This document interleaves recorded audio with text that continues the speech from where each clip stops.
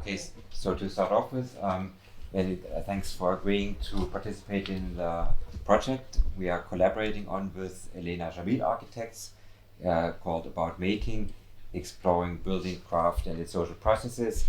And so thank you for agreeing to participate, and if that's okay with you, maybe just to confirm that you're fine with. Yeah, absolute pleasure. Yeah, happy to be here. Wonderful. So we were thinking perhaps it's good to start by getting to know a bit more about how you came to collaborate, and perhaps you want to share a little bit about setting up the practice Salem Madoka and how it all started. So I suppose probably the very, very early conversation would have started while we were students at Kingston University. Probably even from kind of maybe undergrad stages between some of us, and then later in masters, where you always kind of be sitting around the SU and kind of have these conversations. How cool would it be if we could all work together? And that's from there, I think that conversation was always there. We've always enjoyed being around each other, spending time together in our home studio, workshops, and then collectively sharing studios. I think the most kind of significant ones being under Takeshi Hayatsu's kind of teaching with Simon Jones for some of us in third year, and then with Jim Reed throughout masters, where we did kind of live projects which involved quite a lot of collective making. And then off the back of our part twos, it almost came as a need. So Pablo had graduated the year before I did, and he was sort of doing lots of various jobs rather than end up being in an office. And then I finished my part two and was looking for a way to actually stay and practice in the UK. And so those combined together, we thought, well, actually, could we just pair up and take that first step of setting up a collective that we can all join in. That conversation wasn't just the two of us. There was others included, Madoka being one, that we were in the living room together talking about this. But then people kind of were doing various things, and soon later kind of joined and had people kind of slowly add into the collective. I think also the trips that we took during Kingston, like when we went to Japan and places like this, I think that was really important to us, because it didn't stop there. I think even after uni, we started making these group trips personally so that we could always go. Especially we went a lot to Spain, because Pablo is from Spain, so he would give us a tour around the whole place. And yeah, it was always nice as a team, like with people who have like similar interests in culture, in having fun, in making, that we're all together in these places, in these different places especially. Yeah, I mean, we started in Spain, but some of us have been to Iran with some of our Iranian friends that we studied with. We've been to Jordan with Lebanon. People we studied with, Lebanon. And so we've always someone has always taken one to the team and said, well, I'll host everyone this summer or whatever it is and come visit. And so that kind of bond was kind of built over many years of architectural education. Yeah. So I think some of you went on from your studies directly to found One-to-One Architect, and I think Madoka, you were working for Niklas Grimshaw for some time after you graduated. Yes. And so what can you maybe talk a little bit about what motivated you to make that transition from working in an architectural office in a traditional model to joining One-to-One? I think like as a student, there's always these different venues that you see in terms of architecture, and like for me personally, I wanted to explore them and like understand them. So working at Grimshaw, I got to understand a big practice and like how a big mechanism kind of works. And I've been fortunate enough to also work in like smaller practices. So I think I quickly got the kind of understanding that that's maybe not the path I wanted to go down. And especially with my friends, I think the first project we actually joined them to do was a window in someone's house. It was just like some 3D work. And from that instance on, I never left. Just kind of stayed. And like making the shed, there was a shed that we had, and we were making the floors and stuff like this. And from there, I just realized that I'd rather make and be able to, in a sense, like express your ideas like, in a place where you can bounce back. And I think it really comes from the making side of things, where we sat with Takeshi and all of us, and we were able to make collective decisions. It wasn't about an individual. It was always about the group, which I feel sometimes in the architecture world it can be about an individual's name. So that's why it's one-to-one collective. It's about the one-to-one, us in person, the scale of things, and also the collective. It's about the brain. It's because we're all different, so it creates a nice space for us. And so you've been practicing together, or finding new ways to practice together for 3 years now in Tolworth. And can you share a bit about the working relationships with the community brain, with different partners, different partnerships, and how that all came about and how you operate and collaborate? Yeah. So actually, the friendship and the kind of bond with the community brain again started through our time at Kingston University, where I guess we sort of met Robin and the community brain throughout our masters. Initially, the first time round, it was a very brief kind of meeting, just because we were doing housing projects in Surbiton, and so we wanted to get a glimpse of what's happening in the area and what kind of community groups are there. And the following year, it kind of intensified, where we designed the Seething Yatai, which is a festival float influenced by kind of the Japanese festival floats, which have kind of been around for centuries. And we designed this festival float for the Seething Festival. For me personally, that was a kind of moment where it really opened up my eyes to actually, this is what I want to be doing, where just by collectively making something as a studio, as a unit, with our tutors, everyone kind of bringing in their input, their ideas, things that we'd researched from a completely different culture and community in Japan have come into it, and just the amount of fun and joy we had that year building this thing, and then all of a sudden delivering it and seeing how much fun it put on sort of 500 people's faces, little kids kind of pulling it, and literally all it did was pull from there to there, as Robin said, down a straight line. But it was sort of really amazing to see all my peers' reactions and everyone sort of having such a nice time. And I think from there on, the conversation with Robin never stopped. And so, we finished our part twos. We decided, okay, well, we want to kind of set up our own thing. And actually, one of the first few people we shared the idea of we want to do something outside of the normal system was with Robin and the community brain. And Robin's reaction was, absolutely, go for it, and community brain is here to support you, and Tolworth is a playground, so come and play. And so that was kind of the very start of it.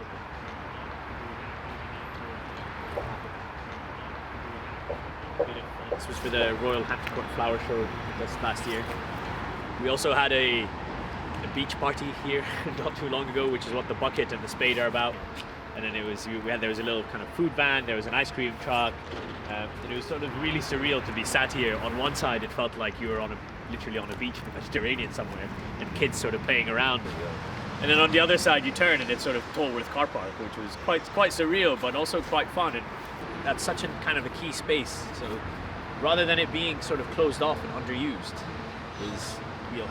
we're usually happy to take over 6 months a year, and it just the amount of people that just turn and kind of put a smile on their face or go, oh, what is this, fun. And I think that's a lot of, I guess, what we're trying to do around Tolworth is just that, change the perception, put a smile on people's face rather than thinking, oh, why have I come home to Tolworth now?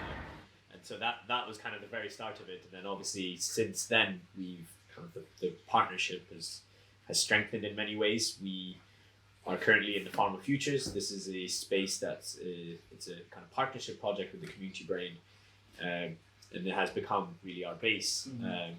But it is sort of there's no kind of financial trade that happens here, but there's a kind of an exchange of time and energy, and we really sort of enjoy that rather than kind of paying to be in a space. We like to have a kind of what do we call it? Sweat investment.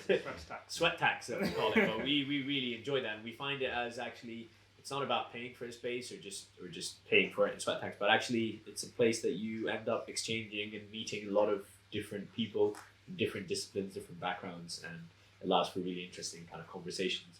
But it's also the playground that we make and design in and collectively all gather in. And it also kind of like roots us, because we have been fortunate enough to have, like, for example, Pablo is in Europe right now, he's in Spain, and we have some people in London. So it also gives us that kind of like spot that we can all come back to and know that this is our base, and also the tie to the community around here. So like a lot of people in there, if it becomes a place where, if for example you want the keys to get out of here, where would you go? You come here now to ask, how can I have some keys? Or if people are looking for something, it becomes that kind of hub in terms of this area. So that's a really interesting topic that perhaps we can stay a bit with, the idea of collaborative practice, the idea of that collaboration extending to participation and to building relationships with community partners. Could you maybe take us through one of your projects, maybe the total wayfinding process, and just explain how you set up, how you managed to get funding support, how you kind of pulled all these threads together to make the project happen? So I mean, in terms of collaboration, I suppose, even outside of the kind of tour with wayfinding, but generally I think we've always looked at ourselves as we don't know it all, and we never kind of want to be it. So we've always, again, one of the very simple key factors is that we started it from the back of our part twos, and we have collectively kind of quite a lot of experience, but as individually we all have various small experiences around 1 year, 2 years in different places. So we've always kind of come with the attitude of, well, we don't know much, but who's there that can help support us with this and that. And so, you know, collaborating with an architect to realize an architectural project. But then again, it's going back to working with the community brain has always been really essential. And we've learned from them that actually the more inclusive you can be, the kind of greater the outcome could be. And so with the wayfinding, it started off from the very, very early stages as a small idea of, it would be great to show people all these hidden gems of Tolworth. Then that collaboration started including working with various courses in the university, from sort of geography students that helped identify various locations to graphic design students that started to come up with kind of ways of visualizing where all these locations are and how people can get there. Working with creative and cultural industry students to come up with wayfinding ideas. And then sort of all of this kind of ideas started kind of being thrown into a pot, ourselves being ones that kind of coordinate and design, and eventually some of this started getting realizing it. And along the way of it being realized, we kind of met more people. So, you know, Himali, being a MA Sustainable Design student at the time, was looking at kind of getting involved in quite strong kind of community orientated projects, and all of a sudden her thesis project formed part of our wayfinding route without much input from us, but it somehow just kind of flowed into the picture and kind of came in and became such an essential part of this kind of wayfinding trail to the nature reserve. And even the kind of making side of it, a lot of it has included volunteers, various kind of friends and students kind of getting involved with us. So I just wanted to point out that even without the, like, in a sense, the architecture degree has allowed for that kind of coordination to happen. Like, in terms of, I feel like in a practice, an architect is kind of coordinating between multiple disciplines. And without the part 3 side of things, it doesn't manage to, in a sense, naturally happen because of the diverse things that you do in architecture. So this is one of the many kind of collaborative projects we've been doing with the community brain. This is part of the ShedX project, which started about 2 or 3 years ago. And over time, what we've been doing is removing the old lids, which kind of covered the whole surface area of these planters now. And they didn't really allow for people to sit. So what we've been doing is kind of peeling them off over time, taking the materials to reuse for other kind of community projects. And then planting them. And this has been a kind of a big collaborative project, not just between us and the community brain, but also the local community and various different kind of organizations, shops, people that work in the shops, people that own the shops. So what we've been doing is actually proposing to the shops if they would like to have a planter and if they would like to maintain it in return. And then the plants have been kind of donated from various organizations and garden centers, etc. And then they've been planted alongside the community and kind of maintained by the various kind of organizations and groups along the Broadway. I guess from there, it's something about inclusivity that the community brain really pushed, that we try to kind of embed within one-to-one and one-to-one's practice. but also we found just generally working on community projects, the more people are aware, the more people feel that they have a sense of ownership, the more pride comes out of a project. So it's something that we really kind of cherish and hope to kind of keep alive. Again, staying with the working process of you as a collaborative practice, can you tell us a little bit about the stages of that process? So, for example, when does the choice of materials come into the process? Is it a starting point? And if you could use a project as an example, or in more general terms, as you prefer, talk a bit about this kind of sequence of decisions that you made. Where do you start?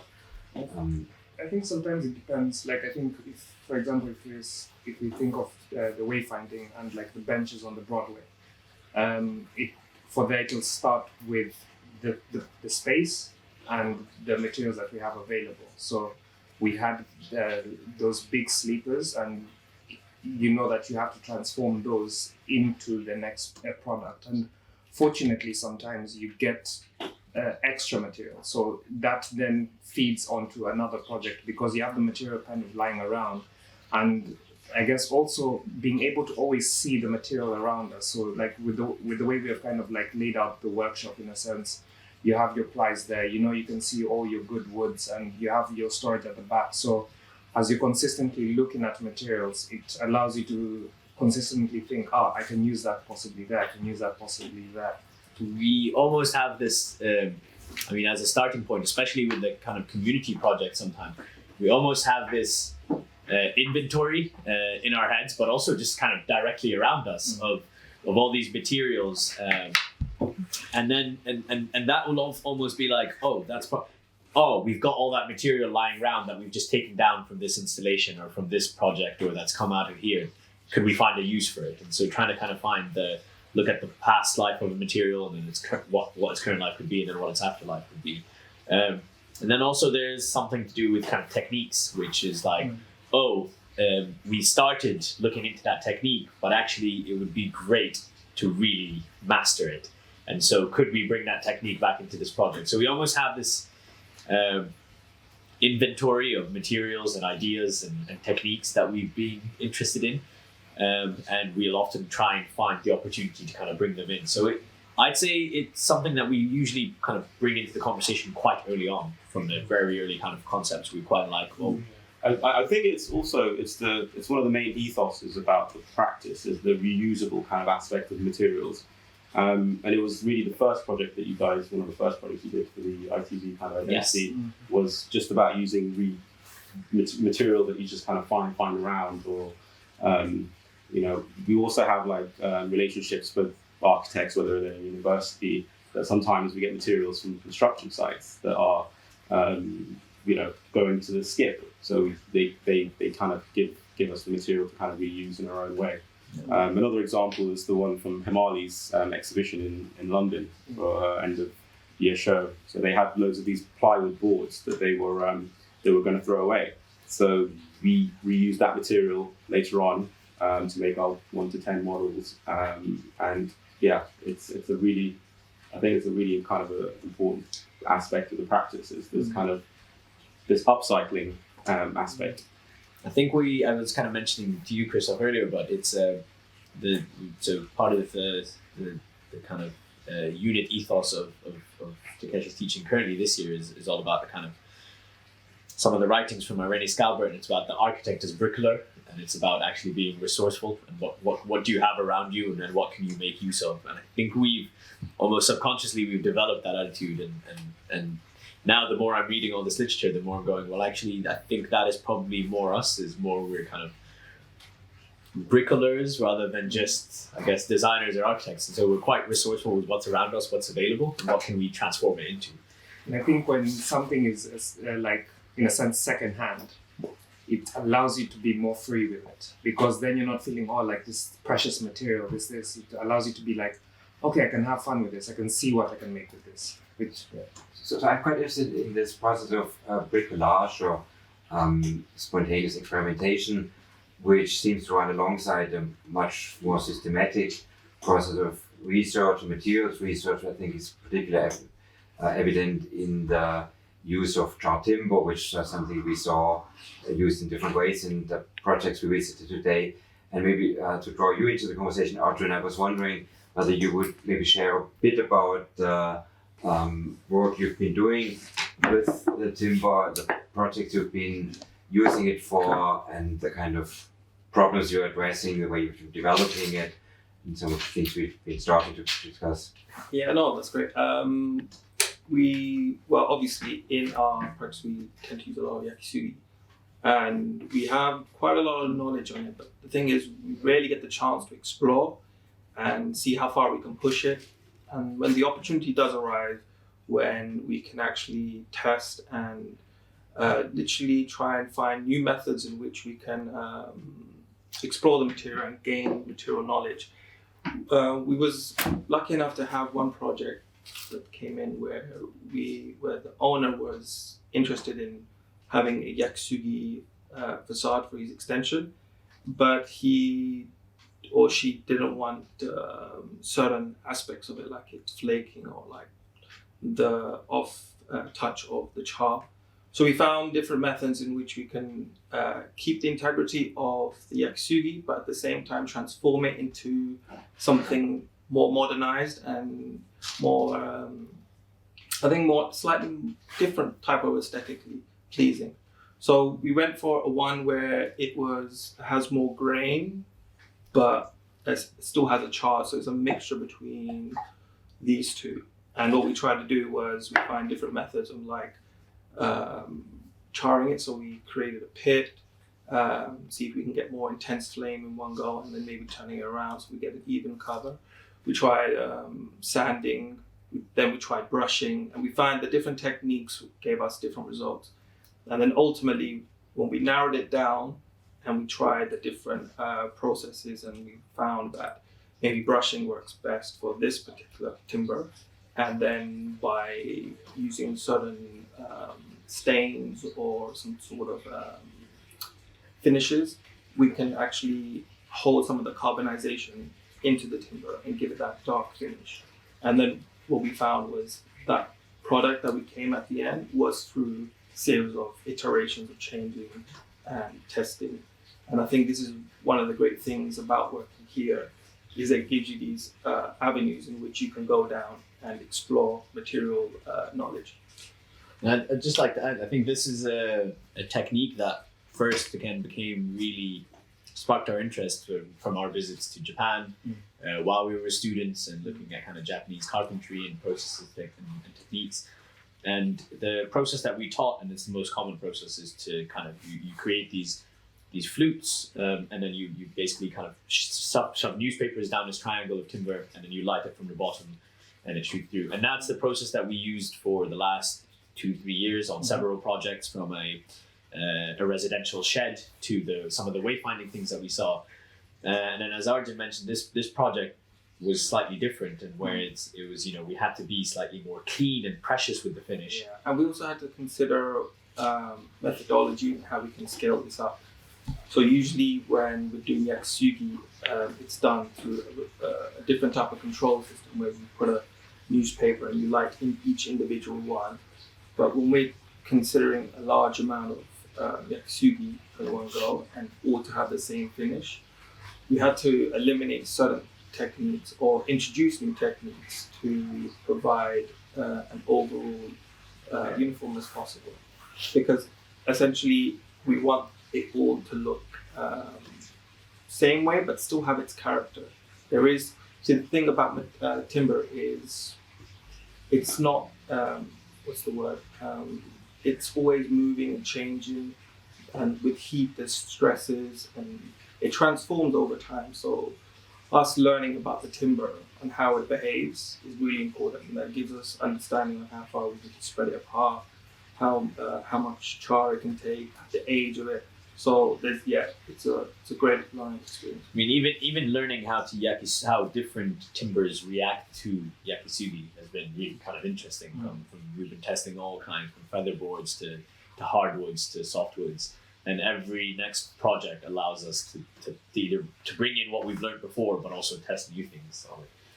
So one of the other interesting aspects of the Road and Shot Avenue project is that it has allowed you to fabricate one element, the cladding, and that you've also been the architects for a project that combines a traditional process of procurement and contracting with the own process you're developing for yourself. So how do you see that relationship? Do you feel that you want to go in a particular direction? Do you want to push that in a particular way? I think we definitely would like to push it. We'd like to have an element that we make on every architectural project we do. We quite enjoy the design process. We quite enjoy kind of working with contractors and builders and all that. But actually there's something that we would like to always have, something that we make. So far recently in several other projects, it's been the cladding elements. We think that's a kind of an easy route through, but there's nothing to stop it being other elements that it can kind of evolve into. Yeah. So it's, whether or not we actually do build it on site, I think the actual making it and showing it to clients is a really important one. So for instance, we had a project where we had some cedar shingles, and we made some one-to-one kind of boards, quite fairly large, for the client to kind of see the different ways that you can actually kind of lay the cedar shingles out, and the different cuts that you can make to the board. And the idea with that is that we took it to the client's house, and it's just going to be outside for the next about 3 to 6 months to see how it weathers. We've also kind of applied different kind of varnishes and finishes to it, so that they can, by the time construction kind of comes around, they have a very good idea of exactly how the material is going to change over time. And it's an interesting collaboration between the designer and the client, because then they're able to really engage fully with the project. It's not a case of drawings that not necessarily everyone understands, but it's something physical that people like understand space, I think, way better than they can understand like a 2D surface sometimes.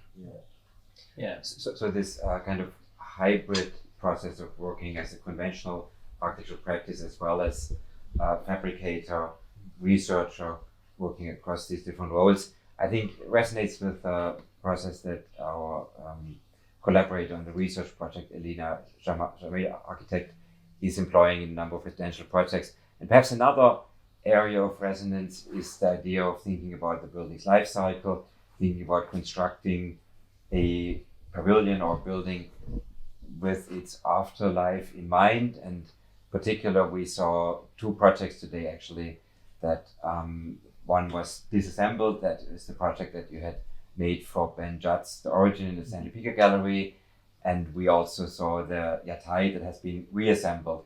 And I think you spoke a little bit about the use of bolts, but also use of finger joints. Maybe can you elaborate first of all a little bit on that, and then perhaps we can discuss it a bit further. I think so. The Yatai came first, but as well, the Yatai was kind of an extension from the tea house project that was for Fujimori in the Barbican, and I think and the temple likewise that you did in your third year. But I think there's an element that was picked up from the kind of Japanese craftsmanship, which is all about kind of being able to take things apart, but also being able to maintain and repair. So if a bit of timber starts to rot, that bit of timber is easily replaceable, and it doesn't define the integrity of the whole structure or building or space. And I think that's something we've really kind of has really resonated with us. The Yatai being one that actually it can almost become flat packed, and then you can kind of move it in separate components, and it can kind of pop up in different places. Again, this is heavily influenced from the Japanese festival floats, the Japanese Yatais, which every year the kind of community comes together to rebuild these amazing structures, some of which are sort of 20 meters tall, and they kind of take them all down and they separate them. What's also beautiful about them is that everyone gets involved. So you have children and women doing some weaving and some fabrics, and you have the men kind of doing the carpentry and putting it together.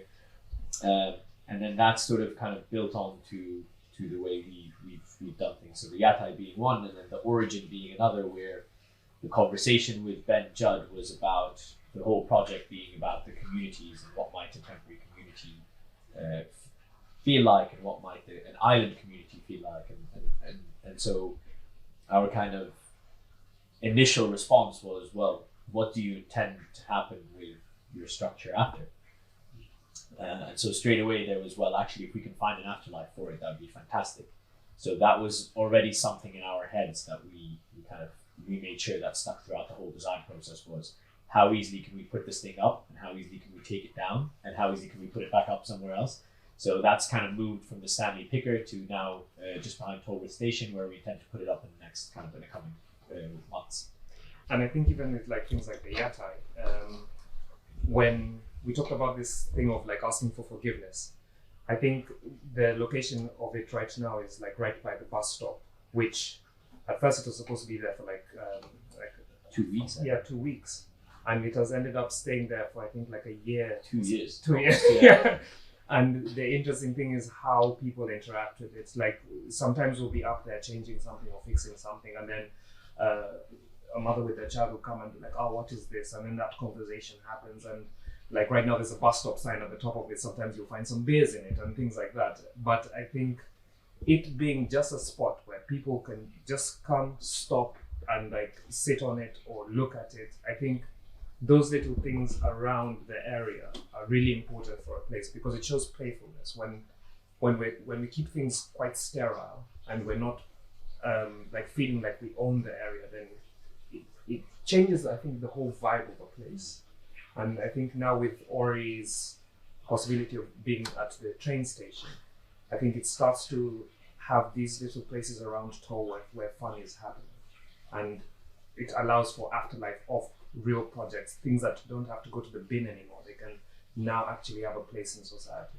I think both of these projects as well, their kind of modularity and this idea that they can be assembled and added to and removed from and stuff, means that more people can have an influence to what happens to them. So the Yatai right now has been kind of stripped back to its core frame, but you know, we've had kind of students from schools kind of come and suggest ideas on what might happen to it next time, and we will absolutely kind of consider those. It's the same with the origin structure.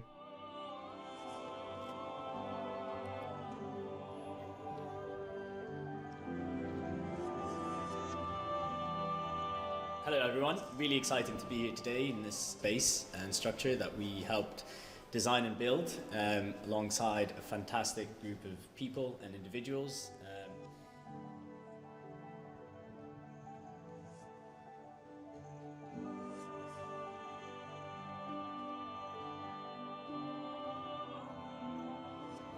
The project for Benjad, the origin, you explained is much more about standardization, efficiencies of fabrication.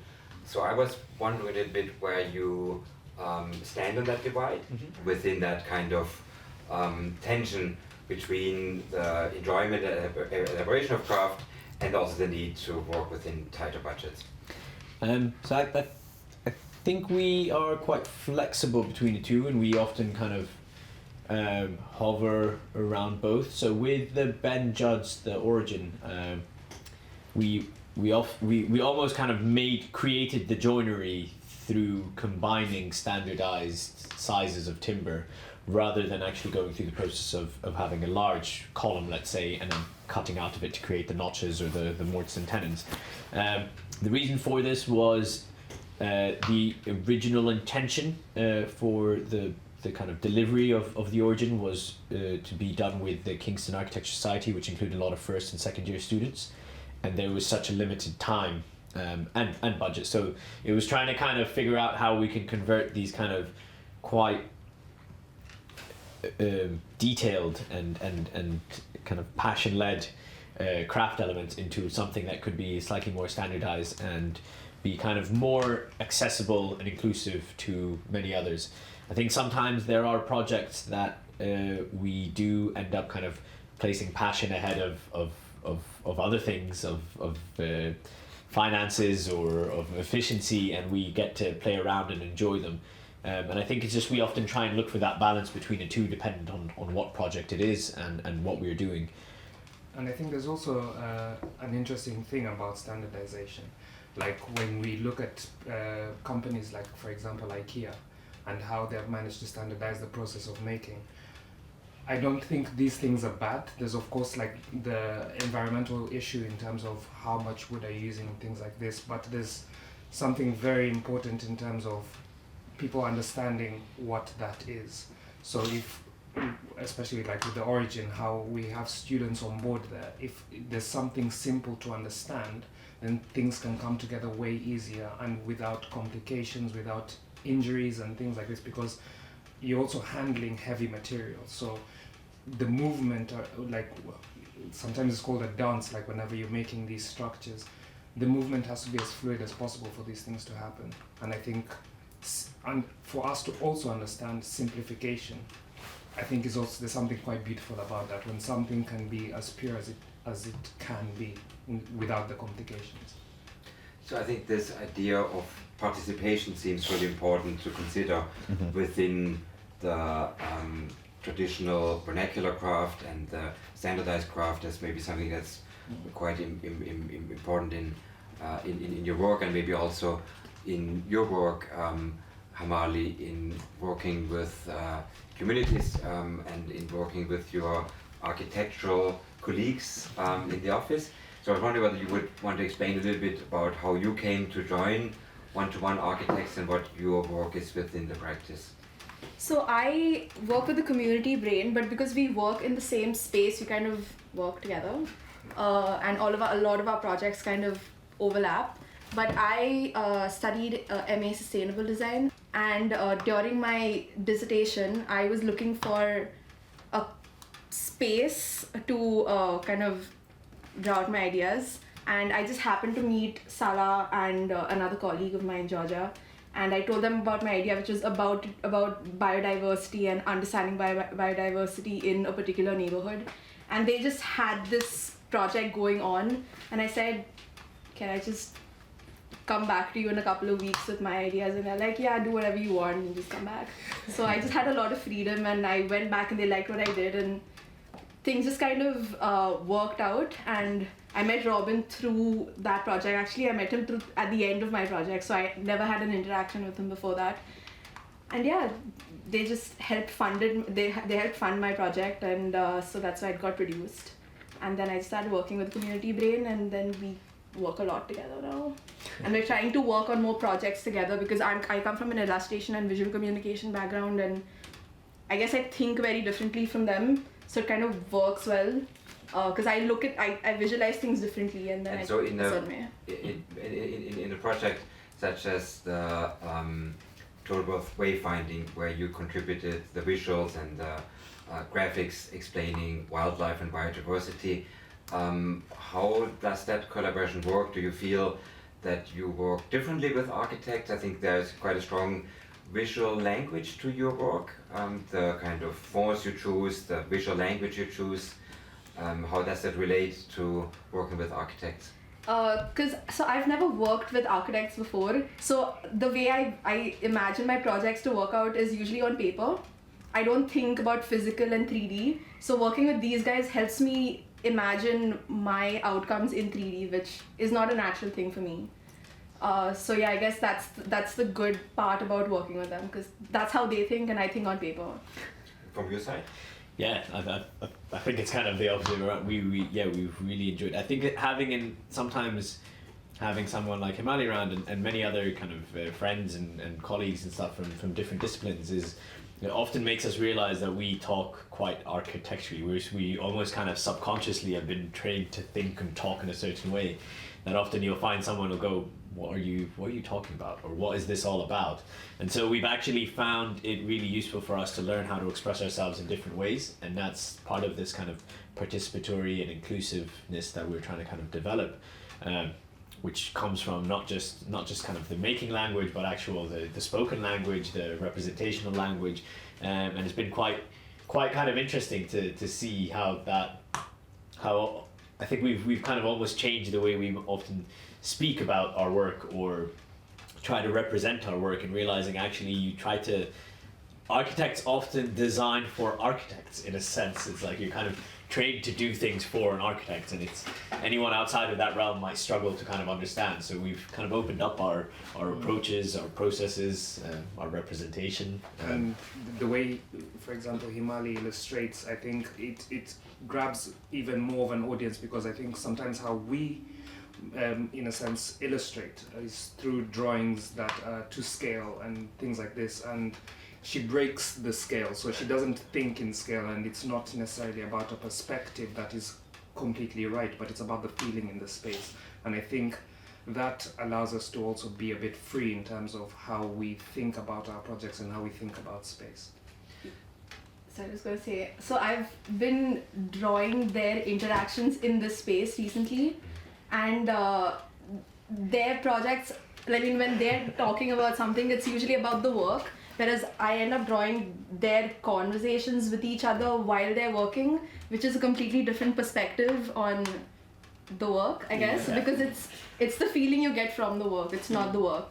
And that's kind of important. So. That's super interesting conversation around these different professional perspectives, but perhaps also cultural perspectives. So I think one of the conversations we started to have was around conversations across cultures. The project we are researching on is supported by the British Council and the title Connections Through Cultures, and we were a little bit apprehensive actually about a potential binary between Malaysia and the UK and this kind of black and white conversation. And I think when you mentioned before that you had traveled to Japan, that you are connecting and drawing on experiences in Kenya and in India and different parts of the world, perhaps maybe each of you would want to elaborate a little bit on what that kind of your own cultural background means to you and how that informs your work together.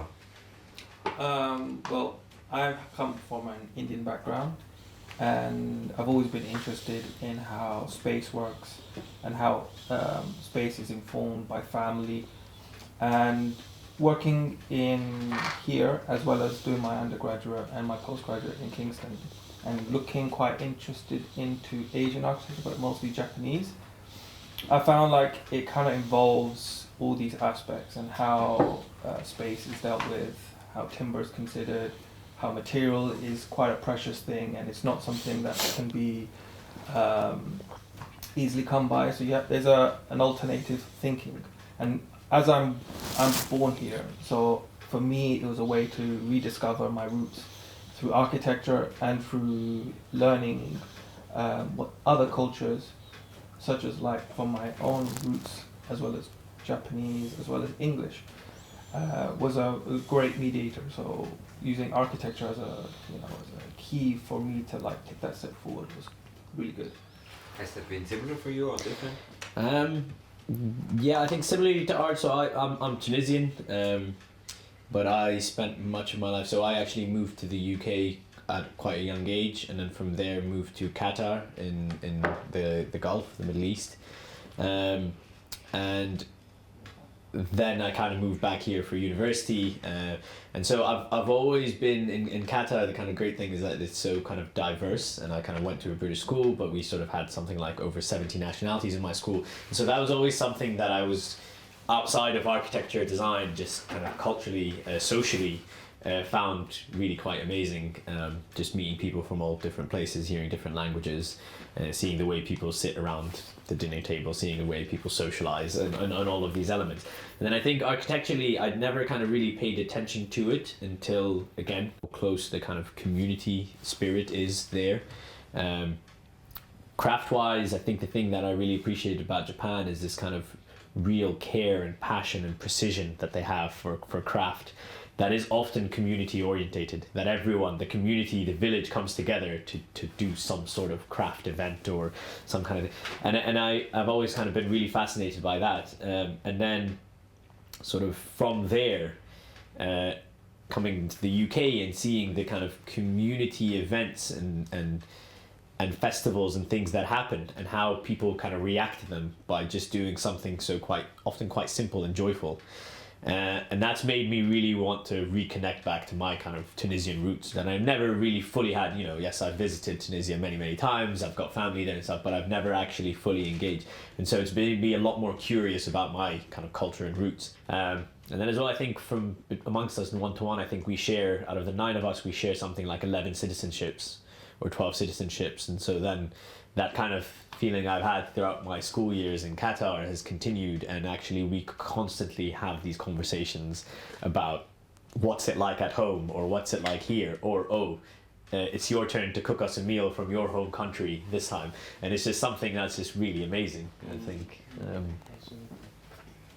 Well, I'm half Kenyan, half Ugandan. I'm also British, but I was born in Kenya, and I think growing up there, it's always a case of you have to find a tool for the job kind of thing. Like even when you're a kid, you make your own toys kind of thing. You're by the river and things like that. So I feel like there's always a craft kind of thing around there because you make the tool for the job. It's not like you go to the shop to buy something. So when I got to the UK, it was a different understanding in terms of you have tools for the job, so you get to learn how to use different tools. And it was actually quite interesting because I realized when I got here, a lot of people know how to make things, or like fix things, or like I would have never changed a light bulb at home when I was in Kenya, weirdly enough, but I would have gone and made a toy for myself. So little things like that. There's kind of like a weird gap in understanding things that can make your life easier. So yeah, I think that's what made me interested in architecture, like solving problems from there, and yeah, coming to here. I think that makes sense. Okay. So I'm originally from Sudan, but I'm a second generation. So my parents came here when I was 5 years old. And yeah, what I've always found kind of very different is that, you know, when you come from a third world background, the sense of community is quite an integral part of society. Whereas I found growing up here, it was very, very much the opposite. So kind of going back to this kind of sense of like, you know, having this kind of community, in you know, kind of knowing the place that you work in, knowing that the people that are working around you, the different crafts, the different trades, has kind of, you know, kind of instilled this feeling of almost kind of returning a bit to my roots that I've never found in this country before. So I think craft is a really interesting part of construction right now. It's dying out in the UK, and you know, through kind of the way that buildings are being built. So there is a kind of a need for this kind of you know, idea of reusing materials, engaging people in the community, and yeah, I think the kind of what Tolworth is kind of like in the work that we do, whether it's community brain or through one-to-one in the private projects, I think Tolworth is getting a lot in terms of much more engagement with the members of the public and with the high street, with regeneration as well in the high street, and making sure that these shops are kind of stay open and doesn't get kind of abandoned. So I'm Indian. I'm from India. I only came here 2 years ago, so I'm fairly new. But yeah, so I think because I'm still very much Indian, I kind of refer to like back to Indian art, and a lot of my projects are they are born from like lots of things that I've grown up seeing and using. So even my dissertation project comes from an Indian art form. It's called Gond art. So the patterns that you see on it are from that art form. It's like a tribal, like folk art form. So yeah, all my references kind of go back home rather than being from the Western world. I kind of keep going back home, and yeah. Thank you. As a closing question, maybe a slightly difficult one, and I'm wondering whether it could be interesting to have a conversation or to continue a conversation we started to have around how you now, as a practice based in Tolworth in the UK, would approach international collaboration. So if you were collaborating with somebody in Kenya or Tunisia or India, what do you think is important to consider in such a collaboration? How would you go about it?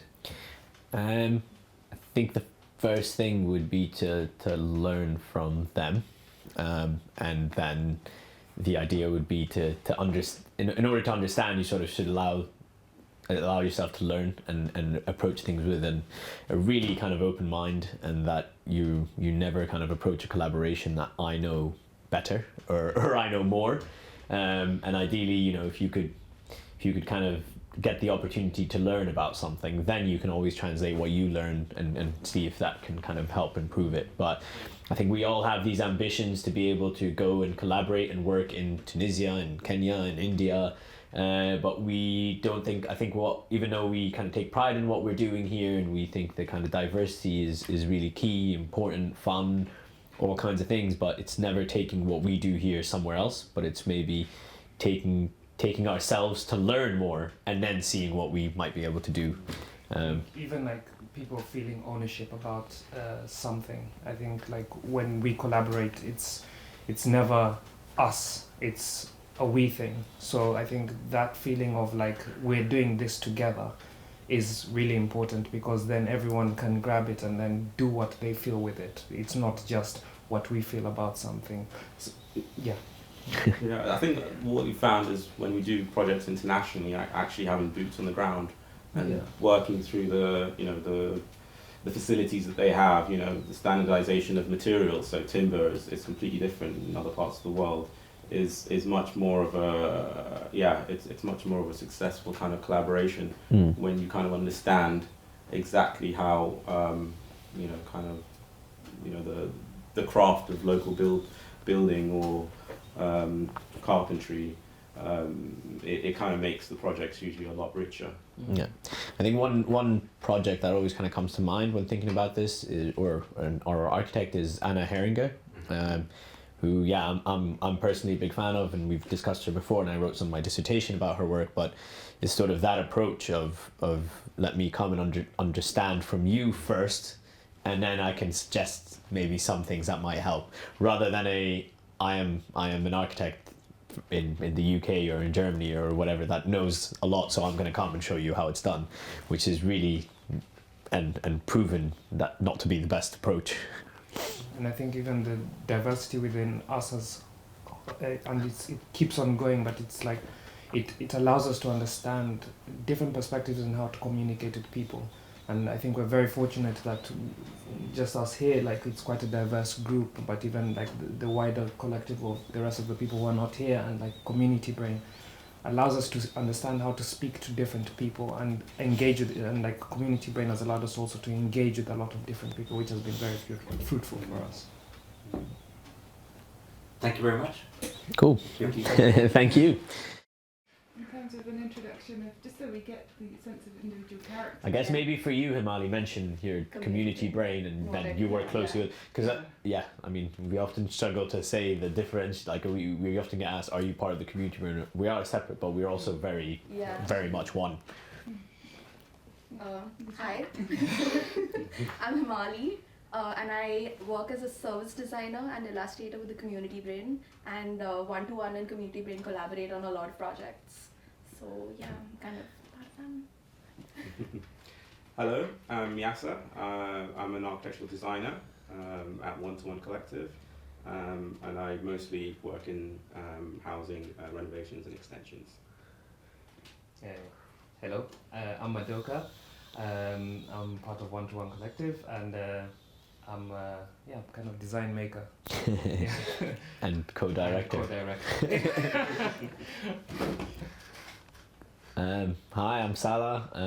I'm also part of One-to-One. I'm the co-founder along with Pablo, and one of the directors. And yeah, I guess that kind of float around between doing a lot of things. Hi, I'm Arden Singh. I'm an architectural designer. I work at One-to-One Collective, and I'm just a maker. So you've taken that decision. You just said it on camera. We've got the proof. You're just the maker. We'll have that on your card. Just a maker. Can we do a second? Too late now. Too late. That's fine. Just the maker. I think Great. it's good actually. Nice.